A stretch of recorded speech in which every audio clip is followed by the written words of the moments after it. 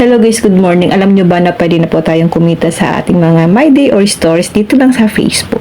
Papaano nga po ba kumita dito sa My Day or Stories natin sa Facebook? Kailangan guys, iset up nyo ito sa inyong mga Facebook settings.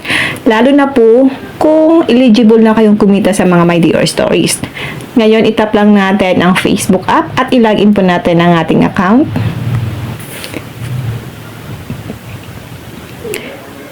Click 3 lines, scroll down, click settings and privacy, click settings. Scroll down lang natin ito guys. Hanapin niyo po dito sa audience and visibility yung stories. Tap lang natin ang stories. At dito, hanapin po natin ang who can see your stories. Tap lang natin ito.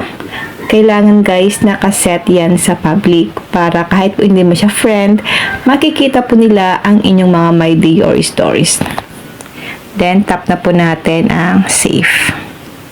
Change story. Changes you make will apply to any photos and videos currently in your story in addition to those you add from now on. So itap lang po natin dito ang save.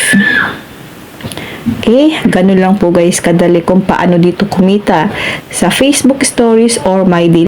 Lalo na po kung eligible na talaga kayong kumita dito sa mga My Day or Stories. So mag-post lang tayo guys ng mag-post ng mga My Day Stories at hindi lang po My Day at Stories. Kung gusto mo talagang kumita dito sa Facebook, kailangan masipag tayo gumawa ng original content, engaging content dito sa Facebook para kumita po talaga tayo dito sa social media, lalong-lalo na po guys dito sa TikTok. Yun lang guys, sana po may natutunan kayo sa aking video. Huwag niyo lang po kalimutan na i-follow ako at i-share ang ating video para makatulong din po tayo sa iba kung papaano kumita dito sa Facebook Stories or My Day na pinupost natin sa ating mga Facebook.